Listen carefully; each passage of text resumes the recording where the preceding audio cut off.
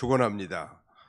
오늘은 이 마태복음 제 27장 45절 50절 본문을 말씀을 중심으로 이 고통에 찬 부르짖음, 예수님의 고통에 찬 부르짖음, 이런 제목으로 하나님 말씀을 상고하고자 합니다. 우리가 잘 아는 대로 예수님께서 이제 마침내 십자가에 못 박혀 이제 돌아가시기 직전 피로 낭자된 그 얼굴, 아마 그 피가 번복이 되어 입술과 입술이 붙어서 떨어지지도 않을 정도로 비참한 그런 상황이죠. 머리에 이 가시면류관을 써서 그 흐르는 피가 아마 입술에도 붙었을 것 같아요.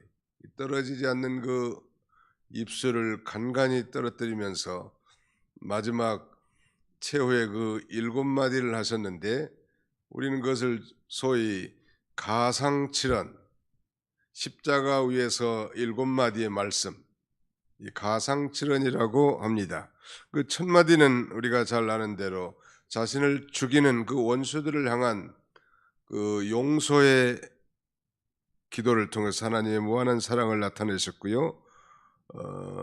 그 다음에는 이 자기 옆에 사형 선고, 즉 악행을 평생 하다가 사형 선고를 받아 그 함께 십자가 체행을 당한 그 두 강도 중에 한 편이 이제 그 십자가상의 예수 그리스도의 거룩한 모습과 그의 말씀을 듣고 서서히 변화되면서 소위 구원의 응답을 해주시는, 죄인에게 베푸신 놀라운 그 은혜의 말씀을 하시고요.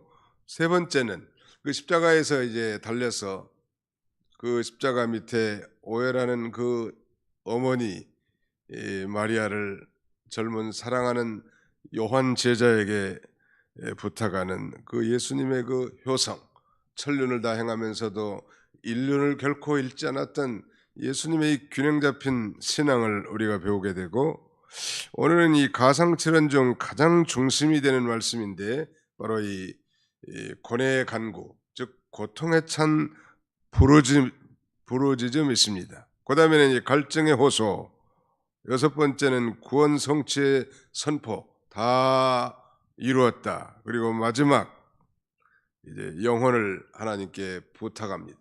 내 영혼을 아버지께 부탁하나이다. 마지막 말씀을 하시고 이제 운명하게 됩니다.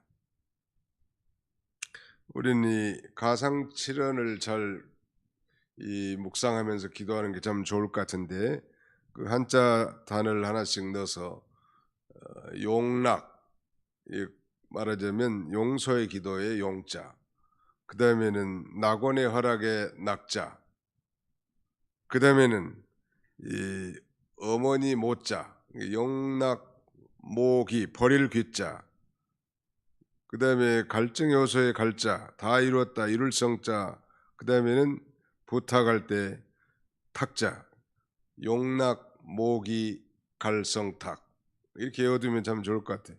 자, 한번 따라서 볼까요? 용락 모기 갈성탁. 예, 용하면 용서가 되겠죠. 말하자면 그 용서에 기도하는 원수들 향해서. 그 다음에 오늘 내가 나와 함께 낙원에 있으리라, 즉 구원의 응답이고, 세 번째는 이 어머니여 아들이니이다 라고 말하자면 어머니 마리아에게 요한을 바라보도록 말씀하시고, 어머니의 노후를 말하자면 책임지는 자세를 갖는 어머니, 귀자는 이 버릴 귀자예요. 버릴 귀자, 오늘 살펴볼. 그 다음에 이 목마를 때 다 이루었다 이룰 성, 부탁할 때 탁자. 다시 한번 따라합시다. 용락 모기 갈성탁.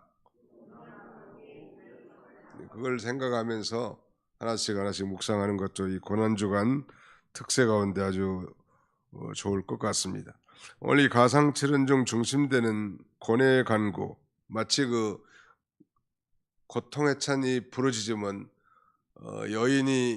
임산한 여인이 그 해산을 하는 것처럼 마치 생명이 탄생되기 직전의 모습, 여인의 최고의 고통, 절정, 그 순간이라고 할 수 있겠습니다. 즉 우리를 죄와 사망에서 구원하시기 위해서 말하자면 해산의 고통을 당하는 순간, 아이가 나오기 그 직전에 죽을 고통, 그 외침이라고 할 수 있을 것 같아요. 오늘 본문에 있는 대로 엘리 엘리 라마 사박다니, 나의 하나님 나의 하나님 어찌하여 나를 버리셨나이까, 그런 외침이란 말. 예수님께서 완전히 하나님께로부터 버림받았습니다. 완전한 유기입니다. 그 시간이 정오부터 한 3시까지, 그러니까 오전 9시에 십자가에 못 박혀 십자가에 달리셨다가 이제 이 정오에, 말하자면 정오부터 갑자기 오후 3시까지 해가 어두워지고 빛이 끊어진 시간이 오게 됩니다. 온 땅에 그야말로 어두움이 임하여 제9시까지 계속되더니 오후 3시까지 계속됐다는 것. 예수님이 굉장히 빨리 운명하신 것입니다. 6시간 만이니까 십자가에 달리. 어떤 강도나 사형 선고받은 사람들은 뭐 피와 물을 다 쏟기까지 이틀 3일 이 지속되면서 인간에게 최고의 고통을 주는 형벌, 로마 형벌이 바로 이 십자가형인데, 자국민 로마 시민에게는 적용하지 않고 노예민이나 소위 국가의 반역자들에게 이 사형 선고 내리는 최고의 악형의 형틀, 그것이 바로 십자가 형틀인데, 우리 주님이 죄 없으신 분이 그렇게 죽어야 할 이유가 무엇이겠습니까? 그것은 바로 저와 여러분들의 죄를 대신 지시고 이 대속적 죽음을 죽으신 것입니다. 왜 예수님께서 버리셨을까? 아들을. 적어도 이 순간만큼은 하나님 성부 하나님이 성자 예수님을 완전히 버리셨는데, 그것은 우리들의 죄를 보셨기 때문인 것입니다. 예수님은 우주의 만물을 창조하신 창조자이시란 말, 창조자께서 십자가에 못 박혀 죽으심으로 이 태양의 빛을 잃은 것은 당연한 것이죠. 이 자연 만물은 일반 계시, 자연 계시로서 하나님의 이 영광과 모든 뜻을 보여주는 중대한 존재인데, 지금 하나님의 아들 창조자이신 예수님이 십자가에 달리셨기 때문에 만물이 빛을 잃게 되는 것은 너무나 당연하다는 말. 특별히 유대 땅에 이렇게 어둠이 덮인 것은 하나님의 독생자를 영접하지 아니하고 저 십자가에 달아 죽인 이 그 못 박은 자들에 대한 하나님의 진노를 상징한다고 할 수 있을 것입니다. 엘리 엘리 라마 사박다니, 나의 하나님 나의 하나님 라마 어찌하여 사박다니, 나를 버리셨나이까, 그런 뜻이죠. 큰 소리로 46절 보십시오. 제9시쯤에 예수께서 크게 소리질러 이르시되 엘리 엘리 라마 사박다니 하시니, 이는 곧 나의 하나님 나의 하나님 어찌하여 나를 버리셨나이까 하는 뜻이라. 완전히 버림을 당한 순간, 만고만대 모든 택한 백성들의 죄를 단번에 지신 그 죄로 말미암은 하나님의 진노로 완전한 유기 상태가 되는 것인데, 시편 22편 1절로 2절을 우리 한번 찾아서 같이 한번 읽어보겠습니다. 구약성경 시편 22편 1절로 2절을 찾아서 같이 통독하겠습니다. 시편 제22편 1절로 2절 같이 읽습니다. 시작. 내 하나님이여 내 하나님이여 어찌하여 나를 버리셨나이까? 어찌 나를 멀리하여 돕지 아니하시오며 내 신음소리를 듣지 아니하시나이까? 내 하나님이여 내가 낮에도 부르짖고 밤에도 잠잠하지 아니하오나 응답하지 아니하시나이다. 내 하나님이여 내 하나님이여 어찌하여 나를 버리셨나이까? 어찌 나를 멀리하여 돕지 아니하시오며 내 신음소리를 듣지 아니하시나이까? 이건 이 다윗도 지금 아주 심각한 환난과 이 고통 속에서 마치 하나님께서 자기를 버려버린 것 같은 그런 느낌 속에서 하나님 앞에 그 고통에 찬 부르짖음을 외치고 있습니다. 그래도 중요한 것은 그 고통과 환난 가운데서도 하나님을 원망하지 아니하시고 나의 하나님, 내 하나님이라고 이렇게 고백합니다. 다윗과 같은 그런 경건한 성도들도 때로는 이런 극심한 고통을 당하고 그 고통 가운데서 이 고통에 찬 그 부르짖음을 이렇게 할 때가 있단 말.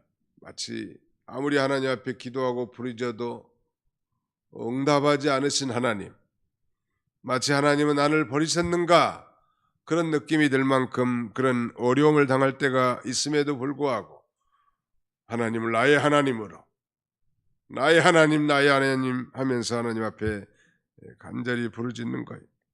우리 개인이나 교회가 이렇게 환난이나 고통 혹은 이 극심한 어떤 딱한 환경을 만났을 때 우리가 그렇게 하면 참 좋을 것 같아요. 이건 결코 하나님을 원망하는 기도가 아니죠.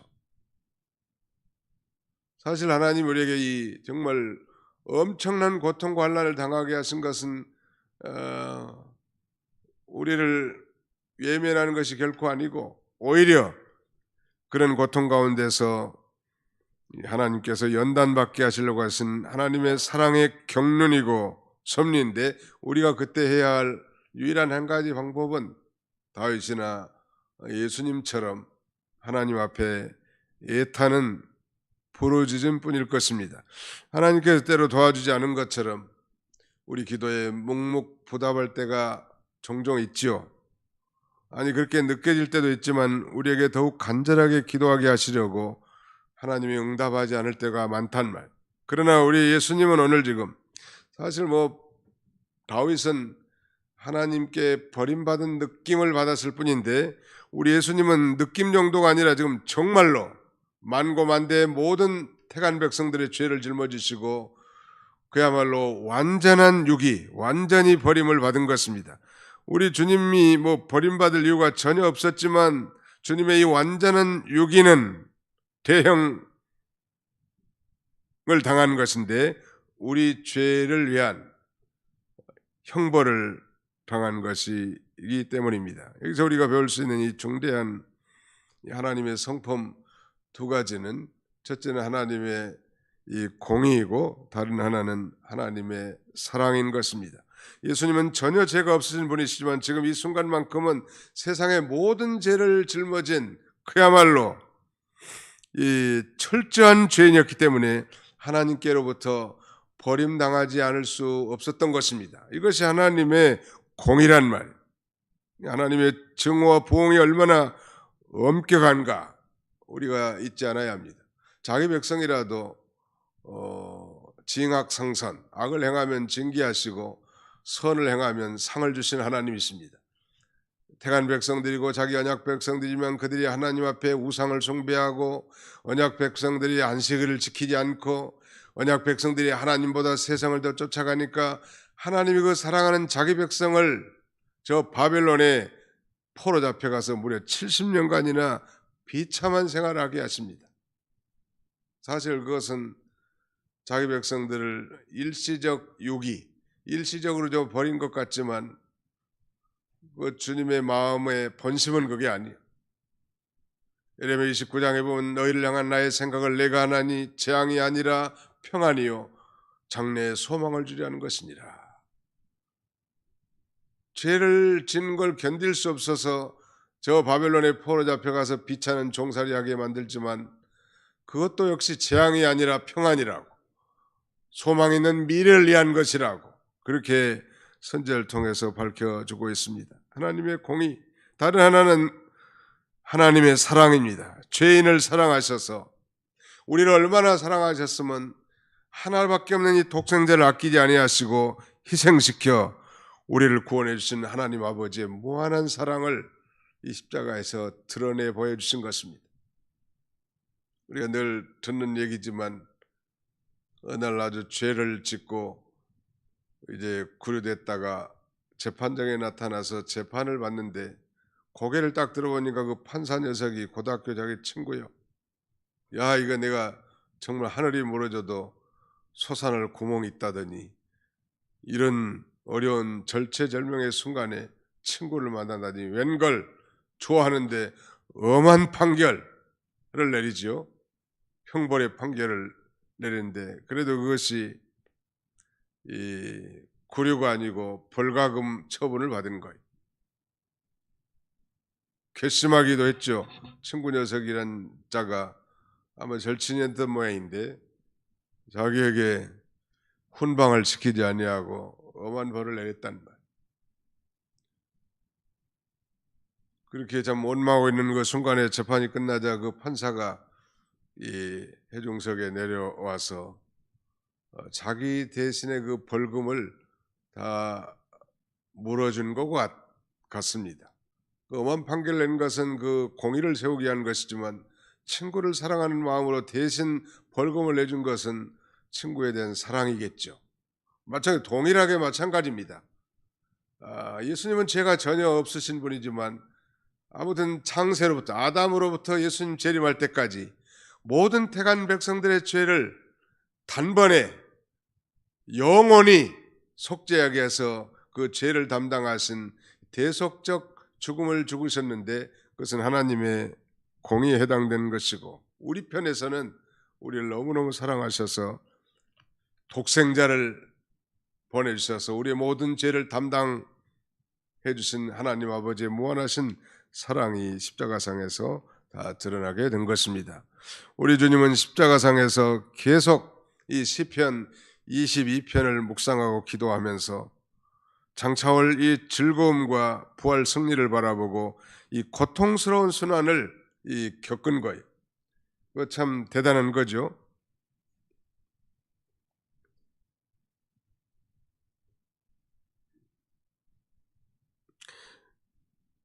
이런 고뇌에 찬 강구 속에서 하나님을 결코 원망한 것이 아니라 장차 자신의 이 구속 성취로 말미암아 이루어질 그 영적 후손들이 생길 것을 바라보는 이 구속의 세계와 그 놀라운 주의 백성들이 구원받게 될 것을 믿고 감사하면서 찬송한 거예요. 놀라운 일이죠. 우리는 그러니까 어떤 절망 가운데서도 우리의 인생의 결국은 해피엔딩입니다. 모든 게 해피엔딩이 예수 믿는 사람들. 그러므로 이 절망적이거나 극단적인 생각이나 행동을 해서는 안 되는.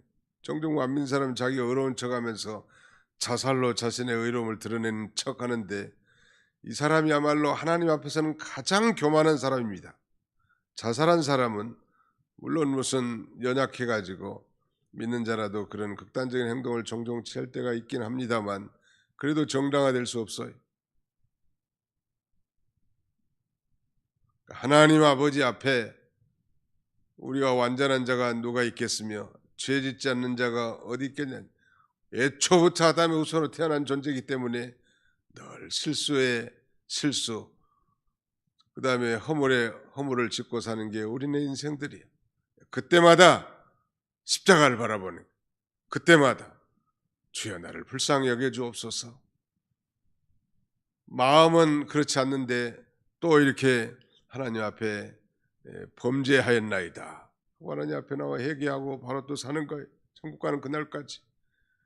아니 더 적극적으로 우리 안에 내주에 계신 성령의 인도를 따라 우리의 중생한 영이 의의 말씀 하나님의 뜻을 따라 순종한다면 얼마나 하나님이 기뻐하시겠습니까? 많은 그러다가도 또 넘어지고 실패하는데 그런 면에서 우리는 또 그때마다 십자가를 바라보고 또 전진하는 것. 우리의 인생은 그런 면에서 오뚜기 인생이 한번 따라서 볼까요? 우리의 인생은 오뚜기 인생입니다. 네, 늘 일어서란 말이에요.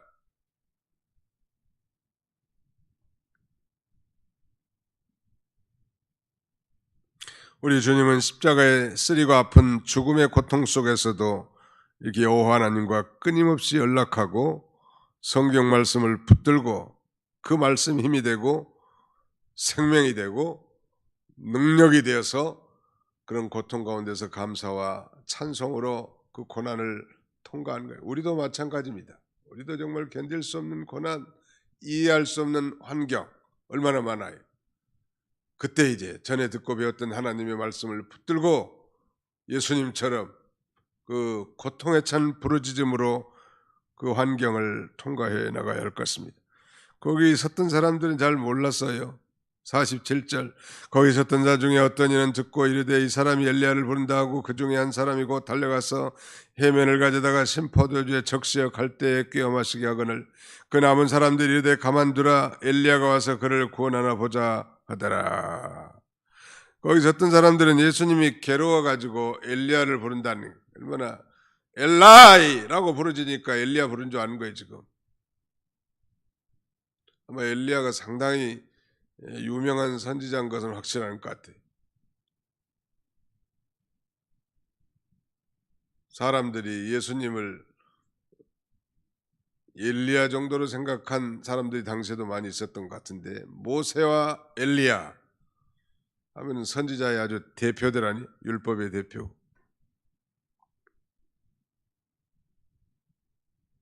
거기 섰던 사람들은 예수님이 지금 괴로워서 엘리야를 부른 줄 알고 엘리야가 와서 건져주는가 보자는 거예요. 그들은 엘리야가 선지자인 줄 알았지만 예수님은 대선지자인 줄은 몰랐단 말. 신명기 18장 15절에 보면 모세는 성령으로 나와 같은 선지자 하나를 보낼 것이라고 하는 그 선지자를 킹 제임스 버전은 The Prophet 대문자를 써서 메시아 장차 오실 구세주인 것을 표시하고 있습니다. 그때 그 해용 이 스펀지에다가 해면 스펀지에다가 포도주를 적셔서 이렇게 예수님의 입에 댑니다. 예수님이 십자가상에서 물과 피를 다 쏟아셨기 때문에 심히 목말라서 나중에 이제 요한복음 19장에 보면 내가 목마르다, I am thirsty 이렇게 외치는데 그야말로 얼마나 이 갈증에 시달렸겠는가. 정말 이 죄를 짊어진 그 저주의 상태는 목마른 상태. 우리 신자라도 죄 짓고 돌아다니면 심령이 갈증이 허덕입니다. 그러나 주님의 뜻을 따라 순종하고 믿음으로 살면 생수의 강이 우리의 배에서부터 넘치게 솟아나는 거예요. 죄 짓는 사람은 갈증이 허덕이니까 자꾸 그 갈증을 적셔보려고 세상 것을 추구하지만 결코 만족이 없죠. 예수님 안에 아니 예수님의 품에 돌아오기까지는 우리의 영혼이 결코 만족함이 없는 것입니다. 우리가 이 고난주간에 하나님을 멀리 떠나 죄짓고 자행자지하던 모든 죄들을 회개하고 주님 앞으로 돌아와 풍성한 주님의 생수로 적시고 만족하는 저와 여러분들이 다 되시기를 주님의 이름으로 축원합니다.